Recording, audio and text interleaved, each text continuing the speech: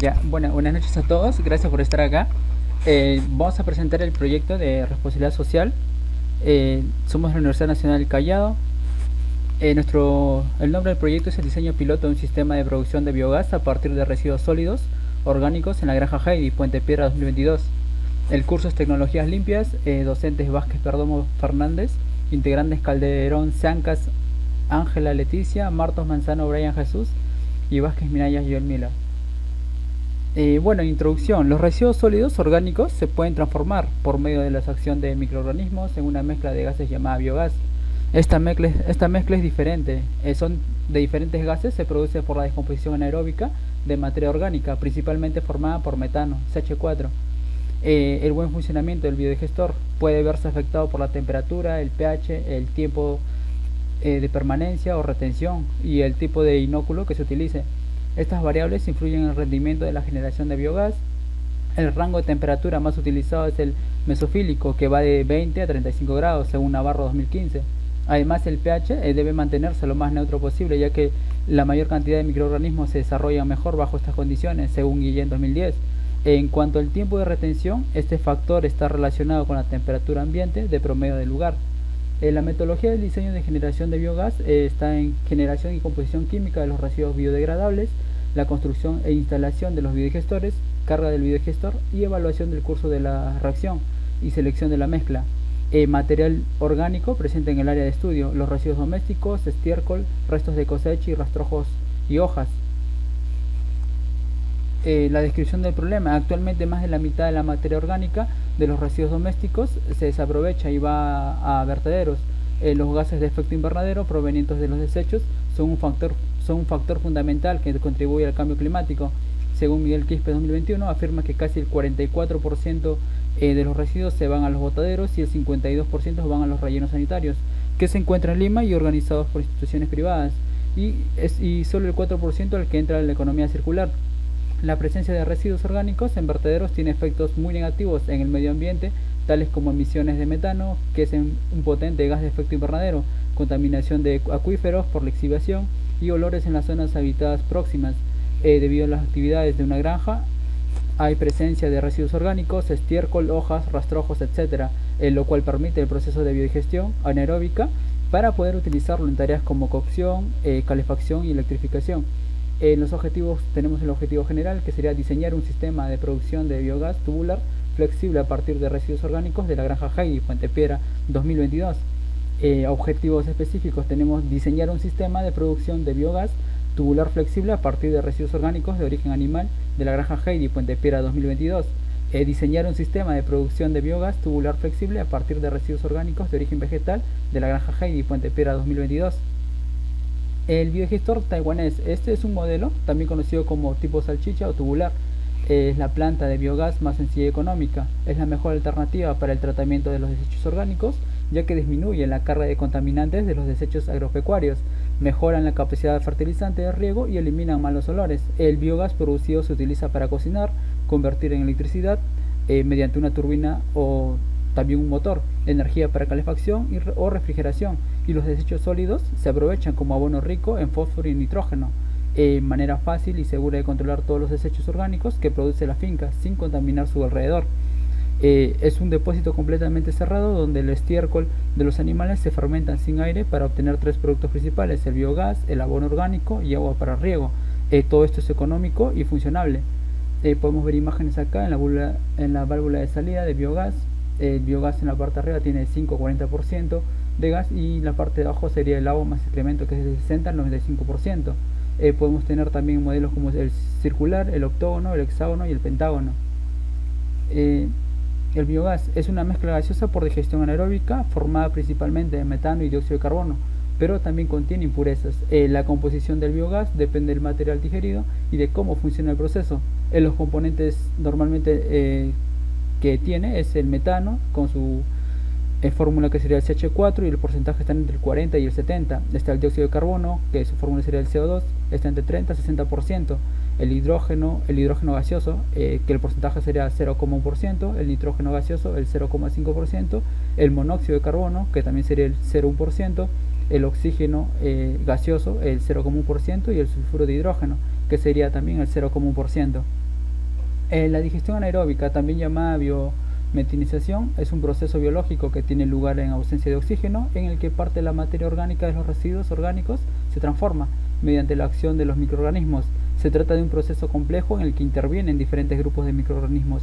La materia orgánica se descompone en compuestos más sencillos que se transforman en ácidos grasos volátiles, que son los principales intermediarios y moduladores del proceso. En esta imagen podemos ver la digestión anaeróbica, que viene del estiércol, de desechos como plantas o rastrojos, o también ya que la granja Heidi es un restaurante, también podría venir de los desechos orgánicos, y esto nos podría producir, ¿no?, un abono y un biogás. Factores que influyen en la producción de biogás: el tipo de sustrato, nutrientes disponibles serían el excremento, aguas residuales orgánicas de industria, restos de cosecha, basuras, la temperatura del sustrato. La temperatura está íntimamente relacionada con los tiempos que debe permanecer la biomasa dentro del biodigestor para completar su degradación. Es muy importante el tiempo de retención hidráulica. El tiempo de retención hidráulica está íntimamente ligado con dos factores: el tipo de sustrato y su temperatura. Podemos ver acá en unos cuadros la materia prima, el tiempo de retención hidráulica. Para el estiércol de vacuno líquido tenemos de 20 a 30 días, para el estiércol de porcino líquido de 15 a 25 días, y estiércol aviar líquido del 20 a 40 días. El tipo de estiércol puede ser vacuno, cerdos, aves de corral y restos de comida, ¿no?, que es un humano. La producción de biogás podría ser de 0,023 a 0,040, serían metros cúbicos sobre kilogramos. Eso sería para el vacuno, y para cerdo sería de 0,040 a 0,056 metros cúbicos sobre kilogramos. Para aves de corral sería 0,065 a 0,116 metros cúbicos sobre kilogramos, y el humano sería de 0,020 a 0,028 metros cúbicos sobre kilogramo. El lugar de estudio sería la granja Heidi. El tipo de granja sería la producción de lácteos. Localización está en el centro prolongado de Santa Patricia, distrito de Puente Piedra, Lima. Temperatura promedio 19 centígrados, y el área total sería de 49 hectáreas. Bueno, ahora va a continuar mi compañero.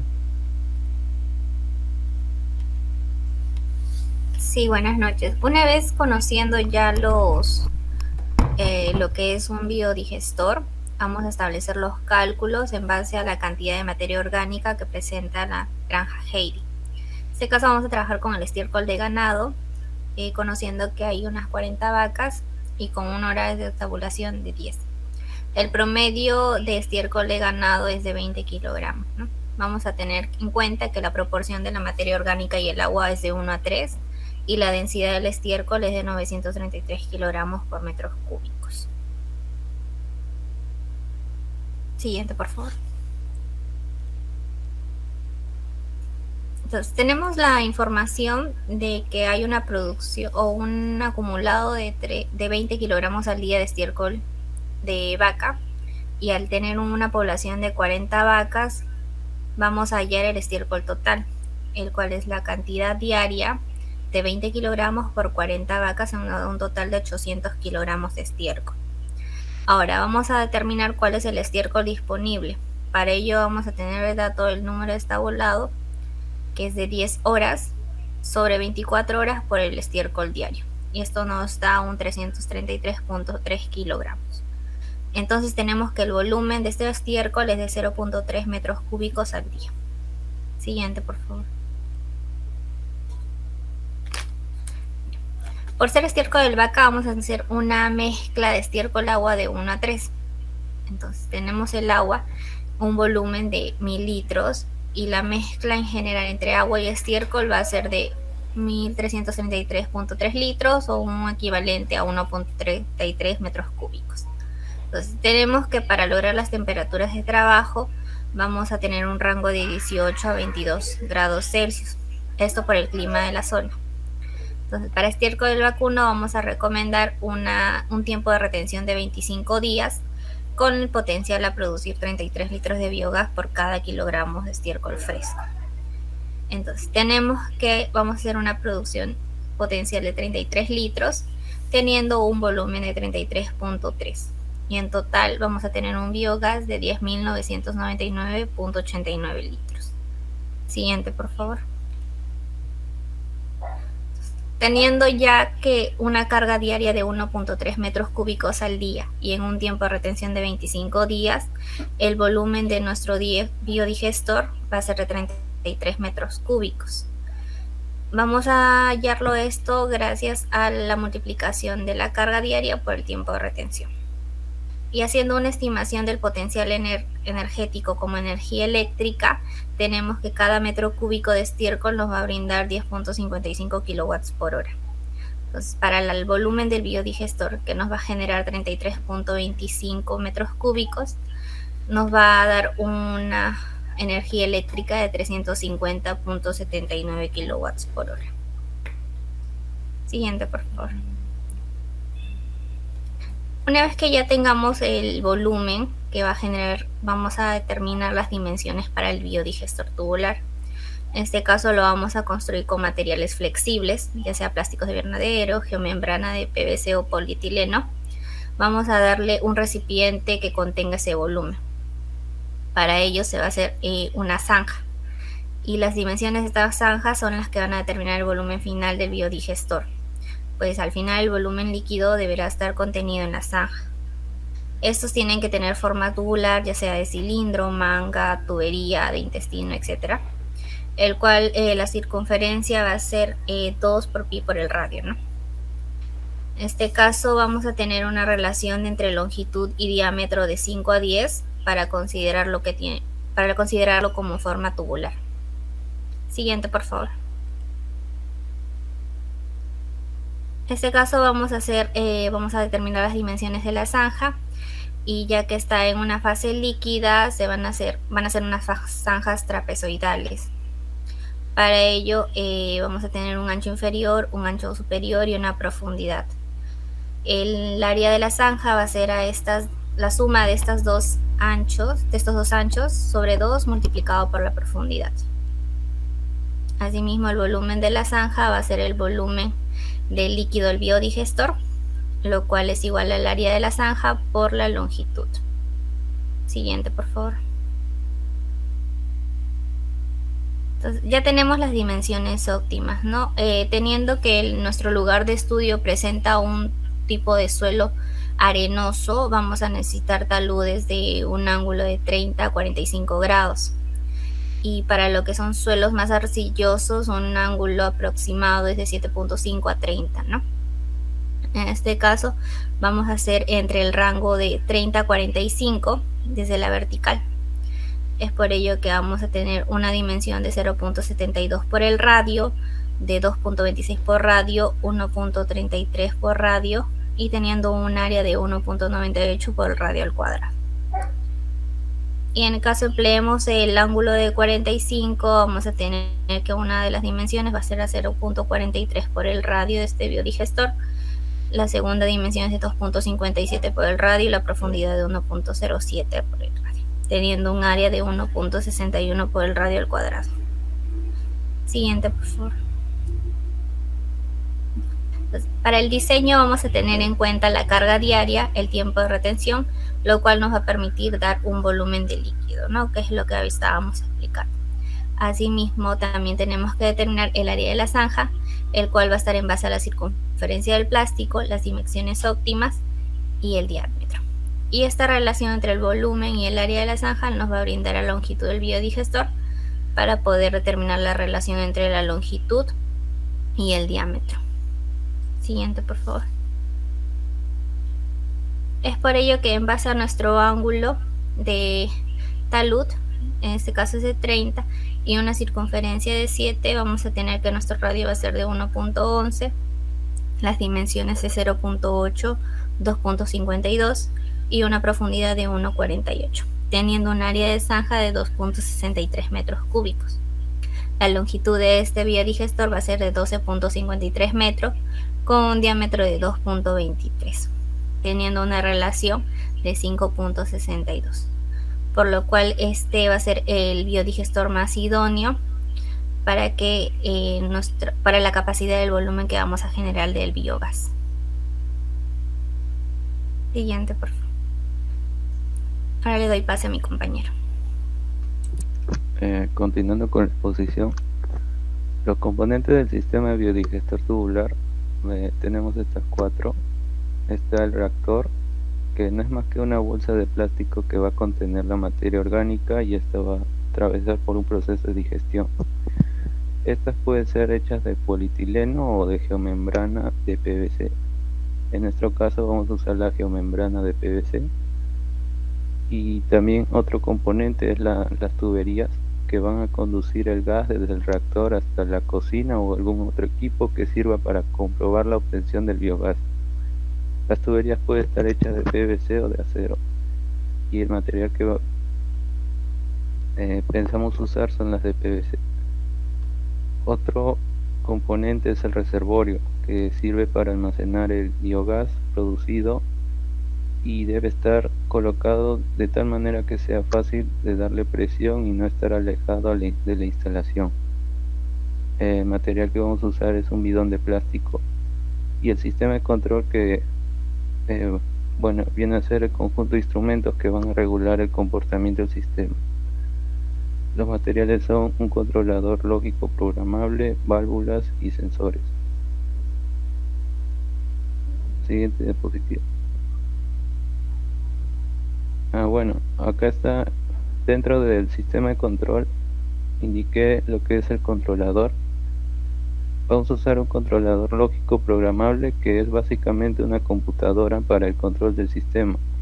Esto usa una memoria programable para guardar instrucciones sobre la implementación de determinadas funciones.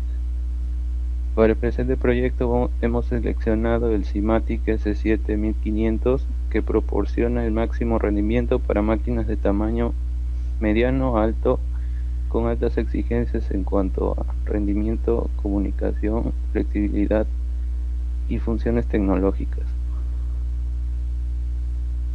Siguiente.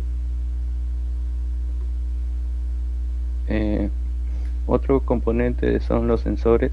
Dentro de los sensores usaremos un sensor de flujo magnético que sirve para medir los caudales en forma continua, y es ideal su aplicación para aguas residuales.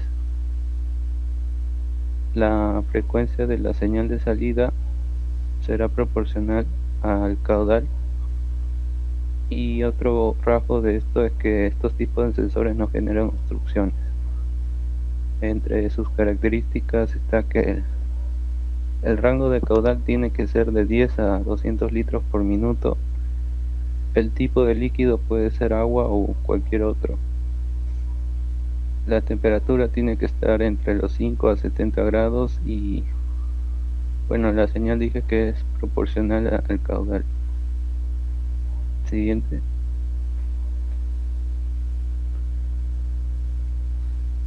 También vamos a usar un sensor de temperatura. Este sensor será la termocupla tipo K, que es una herramienta que permite medir la temperatura. Es muy útil y de amplio despliegue, que normalmente se utiliza en una extensa gama de entornos científicos, industriales y de ingeniería. Su pequeño tamaño y respuesta rápida indican que son herramientas que trabajan eficientemente en entornos peligrosos o difíciles. Tienen la capacidad de medir de manera precisa y rápida temperaturas extremas, entre los 270 a los 2500 grados centígrados. Siguiente. También vamos a usar un sensor de pH para medir la acidez o alcalinidad de la solución. Siguiente.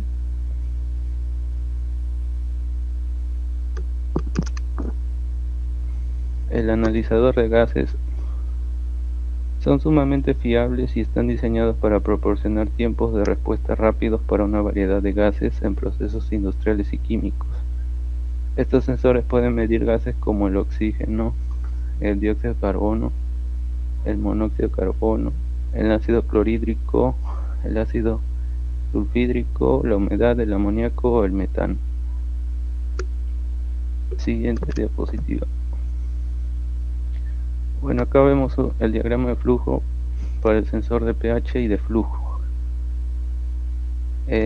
Lo que va a hacer es leer el nivel de pH y compararlo con un valor referencial. Si el valor está dentro del rango, entonces continúa fluyendo, ¿no? En este caso el líquido. Y si no, entonces se tiene que abrir o cerrar la válvula de control. De igual forma para el sensor de flujo. Siguiente. En los actuadores vamos a usar, está la válvula de bola, que son conocidas por su mecanismo regulador, situado en el interior con forma de esfera perforada. Este tipo de válvula se abre y se cierra con un eje unido a la misma. Si el eje está alineado con las perforaciones de entrada y salida, significa que está abierta, y si está en forma perpendicular, entonces la válvula está cerrada. El mecanismo y diseño permiten que la válvula de bola reduzca por completo las pérdidas de producto, ya que embona perfectamente al girar. Y bueno, sus características es que controla el flujo, su diámetro es de media pulgada, tiene una conexión de rosca hembra, cuerpo de talón de latón niquelado, y la reacción a temperaturas de trabajo mínima y máxima son de menos 20 a 150 grados Celsius. Siguiente. También la válvula reguladora de presión.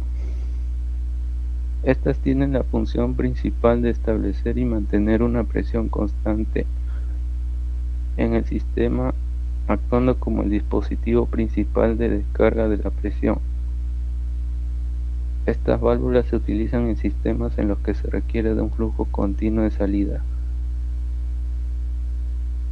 Además, lo que caracteriza a estos equipos es que su operación es independiente, su diafragma está protegido, su reacción es moderada y a nivel operacional necesitan de un mantenimiento sencillo que no requiere de una fuerte inversión económica y de tiempo.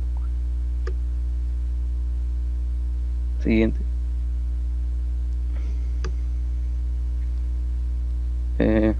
También está la válvula reguladora de caudal de agua, que se utilizan para regular el flujo del medio.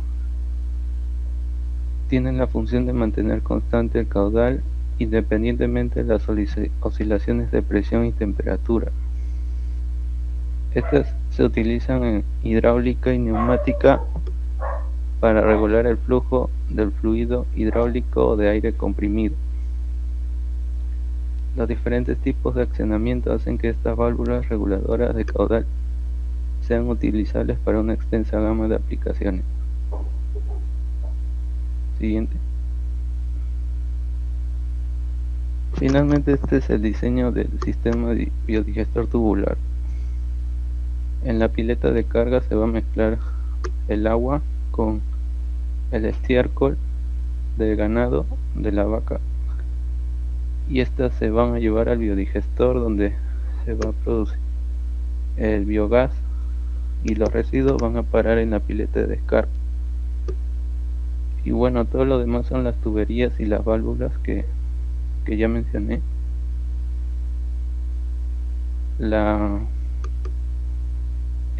Bueno, ya ahí está el significado de las siglas. FCB viene a ser la válvula de regulación de flujo, el AE, el sensor de análisis, LT, el transmisor de temperatura, AT, transmisor de análisis, UIC, el control indicador multivariable, FE es el sensor de flujo, TE el sensor de temperatura, el TT es el transmisor de temperatura, y FI el indicador de flujo.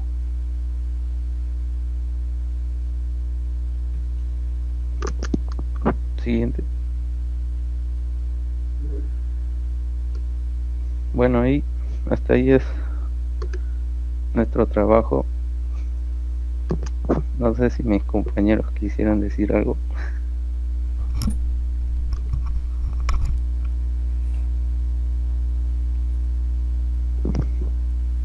Sí, bueno, queremos agradecer a todos por su presencia y espero que este tema igual les sirva como una base para una posible futura investigación, ¿no?